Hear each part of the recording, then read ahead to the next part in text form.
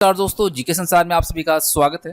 आज हम सब इतिहास के अंतर्गत विजयनगर साम्राज्य को देखने वाले हैं और इसके अंतर्गत उन सभी महत्वपूर्ण प्रश्नों को हम यहाँ पर कवर करेंगे जो कि विभिन्न परीक्षाओं में आ चुके हैं और आपकी आने वाली प्रतियोगी परीक्षाओं के लिए भी काफ़ी इंपॉर्टेंट होंगे। तो इस वीडियो को बिना स्किप के एंड देखिएगा और फाइनली जब आपको वीडियो पसंद आए तो लाइक और अपने दोस्तों के साथ शेयर करना बिल्कुल मत भूलिएगा। तो चलिए सेशन को स्टार्ट करते हैं और हम जानते हैं विजयनगर साम्राज्य के बारे में।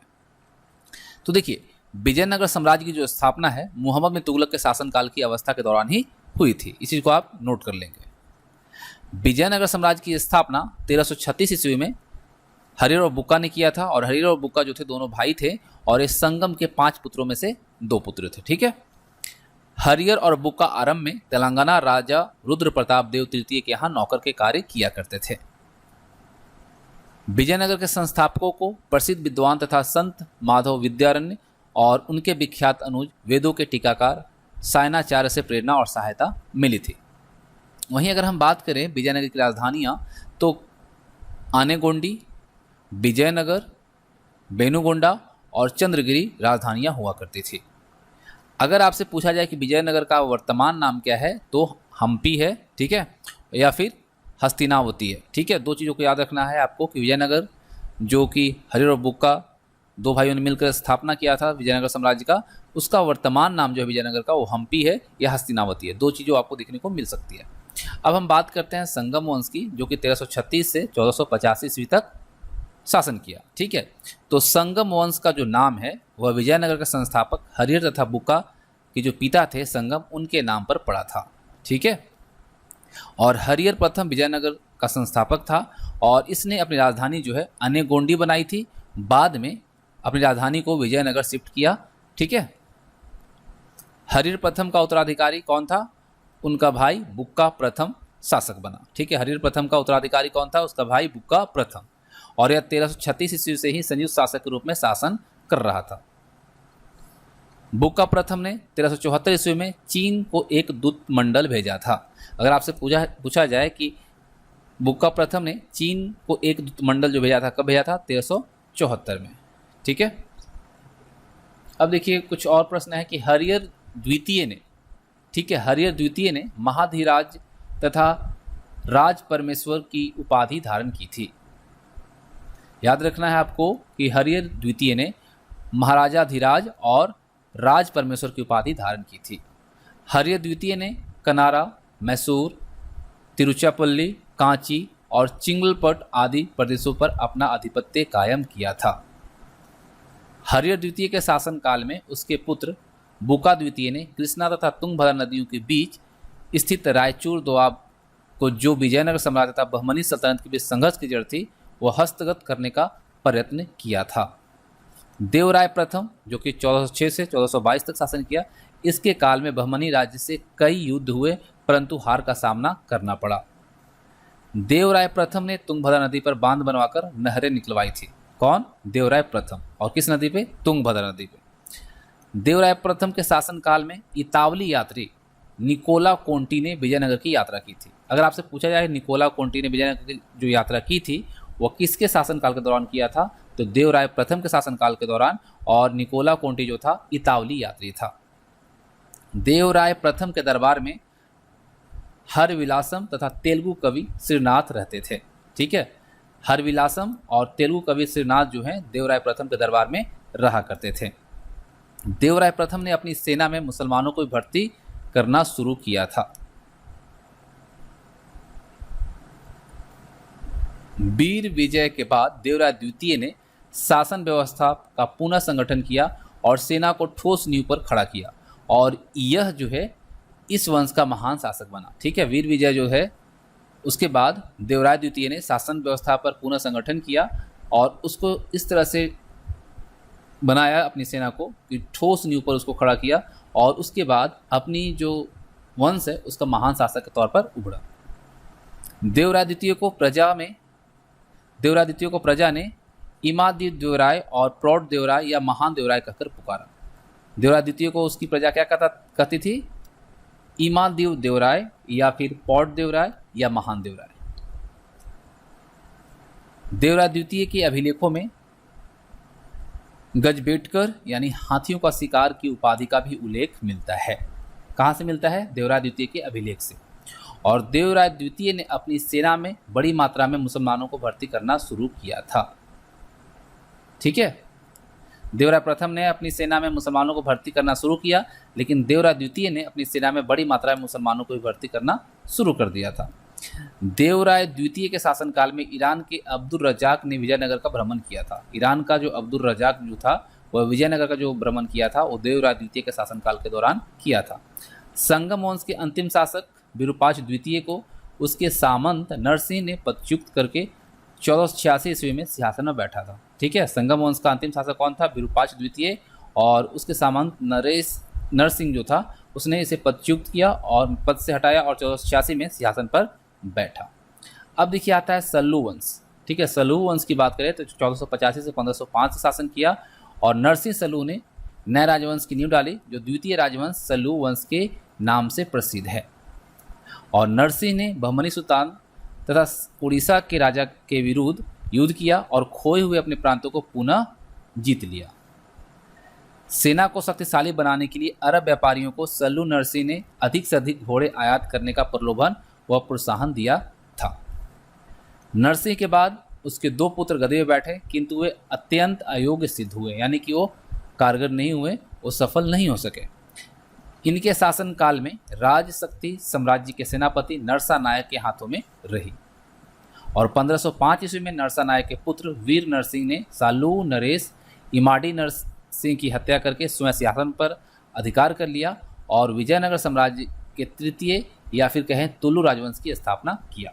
ठीक है, तीसरा जो साम्राज्य आया विजयनगर का वो था तुल्लु। ठीक है, पहला था आपका संगम वंश, दूसरा सल्लू वंश और तीसरा आया तुल्लु वंश। तुल्लु वंश जो है 1505 से लेकर 1570 तक शासन किया। देखिए वीर नरसिंह जो कि 1505 से 1509 तक तुल्लु वंश के शासक भी रहे, प्लस में राजवंश की नींव डाली।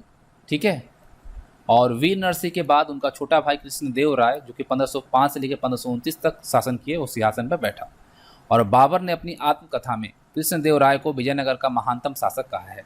अगर आपसे पूछा जाए किसने अपनी आत्मकथा में कृष्णदेव राय को विजयनगर का महानतम शासक कहा है, तो बाबर। कृष्णदेव राय ने अपने जो अनेक सफल किए वह अनेक युद्ध भी उन्होंने किया, जिसमें कि 1513 ईस्वी में उन्होंने उड़ीसा के राजा गणपति प्रताप रुद्र को पराजित किया।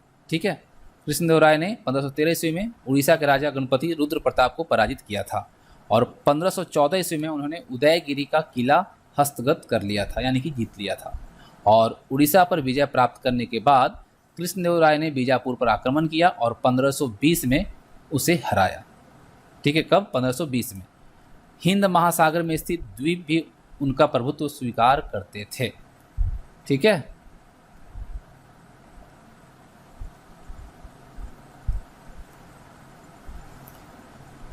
कृष्णदेव राय ने पुर्तगाली शासक अल्बुकर्क के साथ मित्रतापूर्ण संबंध कायम किया और भटकल में उसे किला बनाने की अनुमति दी। ठीक है, भटकल में किला बनाने का अनुमति अल्बुकर्क कौन दिया था? कृष्णदेव राय ने दिया था।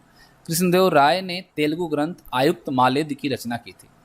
आयुक्त मालेद जो है ये तेलुगु ग्रंथ है और इसकी रचना कृष्णदेव राय ने किया है।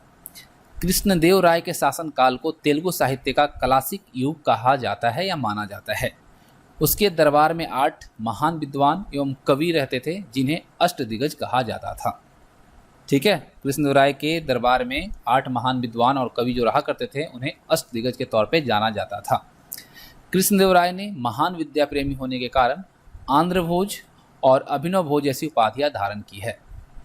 अष्टदिग्गज तेलुगु कवियों में पेडाना राजकवि था। ठीक है, अष्टदिग्गज तेलुगु कवि जो थे उसमें पेडाना जो था वो क्या था? राजकवि था। कृष्णदेव राय ने गोलकुंडा के राजा कुली कुतुब शाह को युद्ध में पराजित किया था। कृष्णदेव राय ने गोलकुंडा का जो राजा था कुली कुतुब शाह उसको पराजित किया था। और कृष्णदेव राय के शासनकाल में पुर्तगाली यात्री डोमिंगो पायस आया था। अगर आपसे पूछा जाए पुर्तगाली यात्री डोमिंगो पायस जो है किसके शासनकाल के दौरान आया था, तो कृष्णदेव राय के शासनकाल में। कृष्णदेव राय ने विजयनगर के निकट नागलापुर नामक नगर की रचना की। नागलापुर याद रखिएगा। और कृष्णदेव राय जो है हजारा मंदिर और विट्ठल स्वामी मंदिर का भी निर्माण कराया। और आपको पता है कि प्रसिद्ध विट्ठल स्वामी मंदिर है जिसमें 56 36 स्तंभ संगीतमय स्वर निकालते हैं।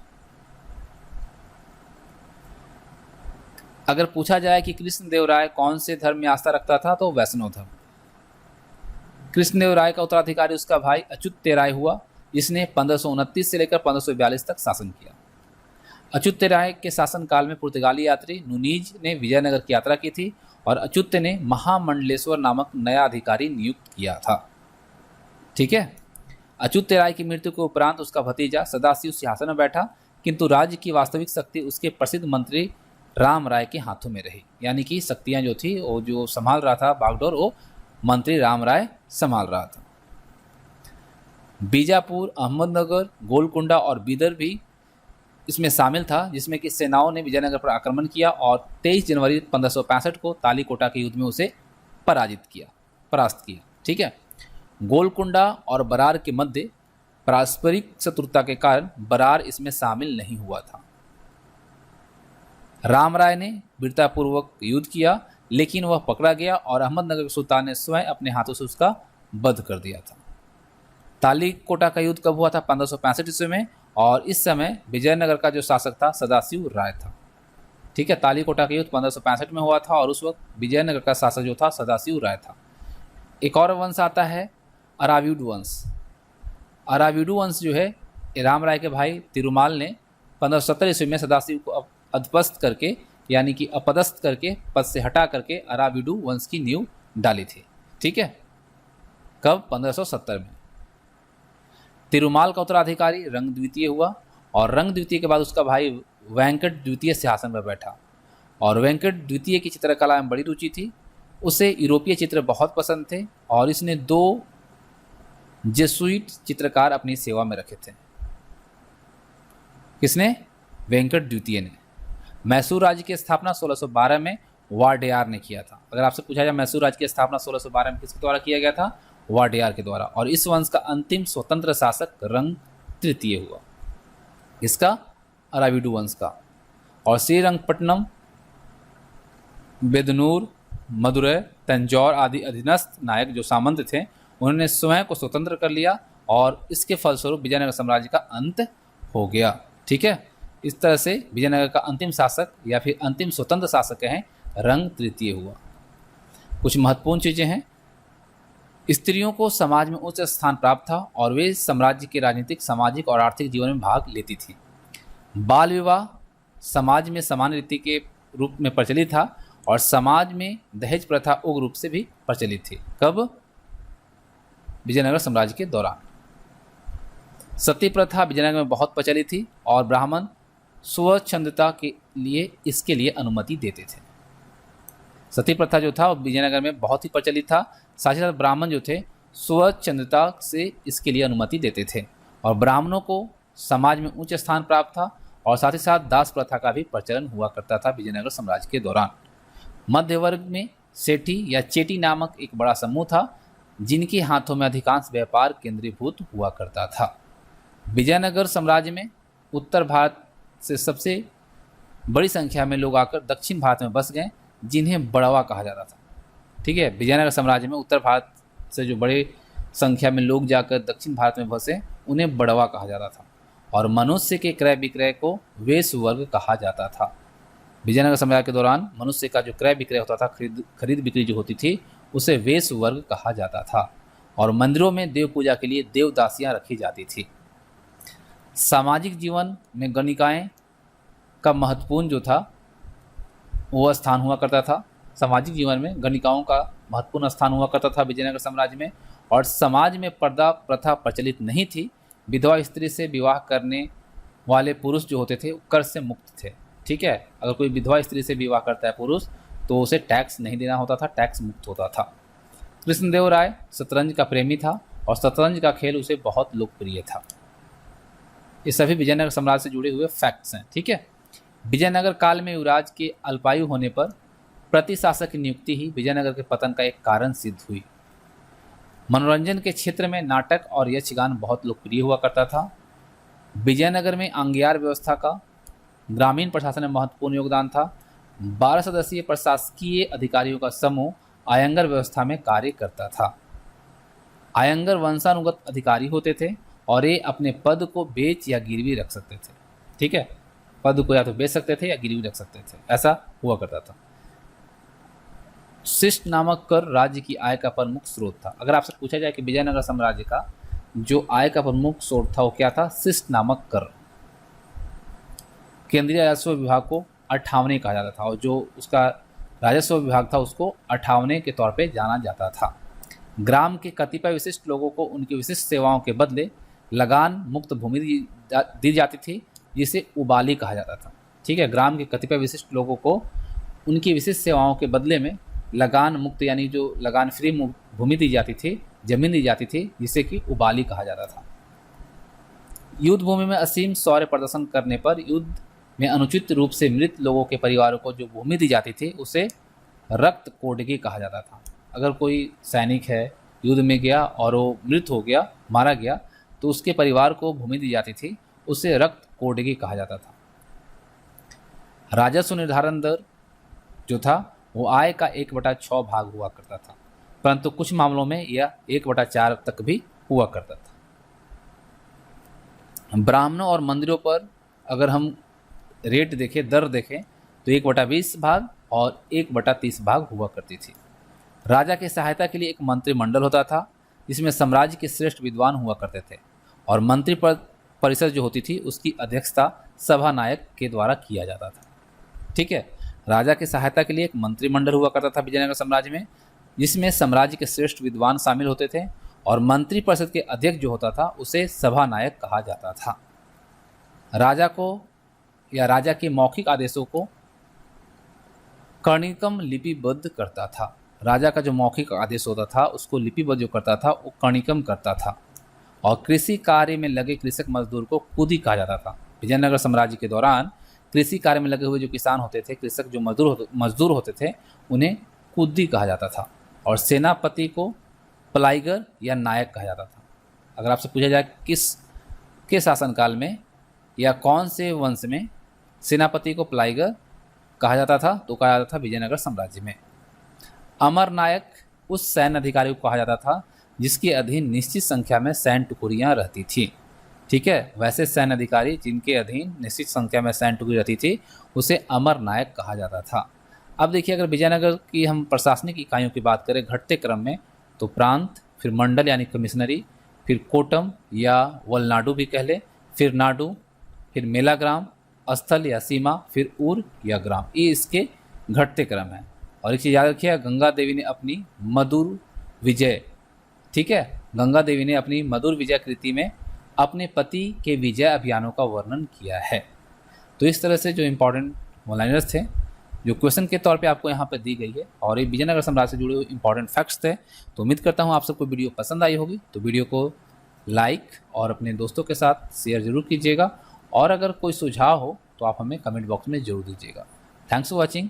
मिलेंगे आप सभी के साथ नेक्स्ट वीडियो में।